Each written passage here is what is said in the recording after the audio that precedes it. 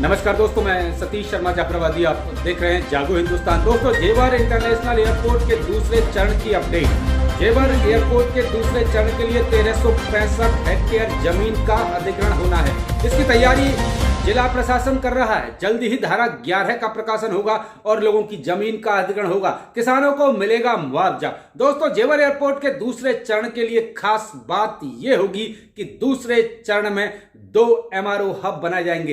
एक बनाएगी ज्यूरिक की कंपनी और एक बनाएगी सरकार। दूसरे चरण में MRO हब के लिए अलग रनवे बनाया जाएगा और सरकार को इससे खासा लाभ होगा, देश को भी खासा लाभ होगा। केंद्र सरकार 15,000 करोड़ रुपया प्रतिवर्ष विमानों की रख रखाव और मेंटेनेंस पर खर्च करती है।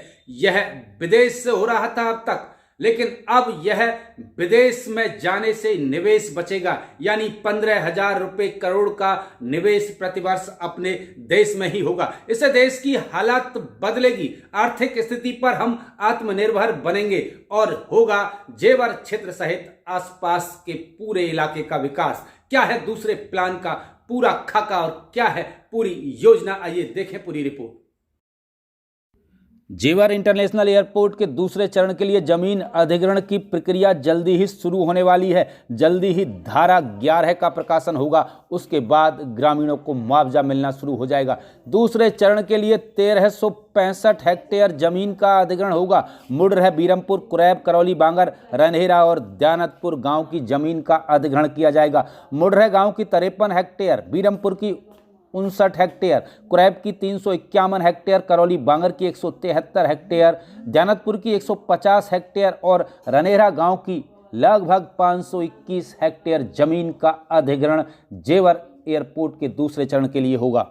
नोएडा इंटरनेशनल एयरपोर्ट का यह मेगा प्रोजेक्ट देश का ही नहीं, एशिया का सबसे बड़ा अंतर्राष्ट्रीय हवाई अड्डा होगा। वहीं देश का सबसे बड़ा MRO हब होगा।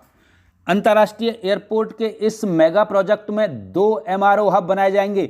एक ज्यूरिक की कंपनी बनाएगी और दूसरा सरकार बनाएगी।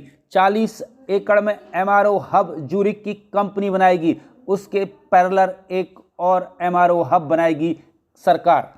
एयरपोर्ट के दूसरे चरण के लिए जमीन अधिग्रहण की प्रक्रिया पूरी होने के बाद वैश्विक टेंडर निकाला जाएगा और MRO हब बनाने के लिए कंपनी की तलाश की जाएगी।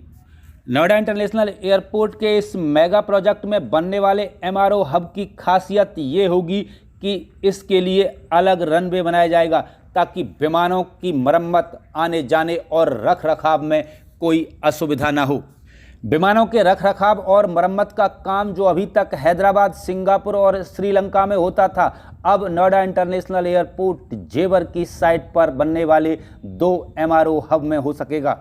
सरकारी आंकड़ों के अनुसार विमानों के रख रखाव, मरम्मत और मेंटेनेंस पर प्रतिवर्ष 15,000 करोड़ रुपए का खर्चा आता है, जबकि जेवर इंटरनेशनल एयरपोर्ट जैसे मेगा प्रोजेक्ट पर कुल 30,000 करोड़ रुपए का खर्चा आ रहा है। सरकार का मानना यह है कि जब यह सारा काम यहीं होगा तो 15,000 करोड़ रुपए का निवेश देश में होगा। इससे देश की तकदीर बदलेगी, क्षेत्र का विकास होगा। नोएडा इंटरनेशनल एयरपोर्ट जेवर के मेगा प्रोजेक्ट को लेकर नियाल ने विकास का अच्छा खासा खाका खींच रखा है। केंद्र सरकार ने भी बढ़िया योजना बनाई है। जेवर एयरपोर्ट के लिए पहले चरण के लिए जो जमीन अधिग्रहण हुई थी उसमें किसानों का विरोध ज़्यादा देखने को नहीं मिला था, लेकिन आशंका व्यक्त की जा रही है कि जेवर एयरपोर्ट के दूसरे चरण के लिए अधिग्रहित की जाने वाली जमीन का मुआवजा किसान ज़्यादा मांगेंगे। इसको लेकर विरोध हो सकता है। अब देखना यह है कि उत्तर प्रदेश सरकार, जिला प्रशासन और न्याय किस तरह से किसानों को खुश करता है, किस तरह से किसानों से जमीन उनकी स्वेच्छा के आधार पर ली जाएगी या फिर कोई नई स्कीम निकाली जाएगी। दोस्तों, Jewar airport, film city, Yamuna Vikas Pradhikaran, new Noida, new greater Noida, Tappal, Bajna, Raya, Mathura urban centre की खबरों पर रखते हैं आप खास ध्यान। तो लगातार देखते रहिए जागो हिंदुस्तान में। सतीश शर्मा जाफराबादी, नमस्कार।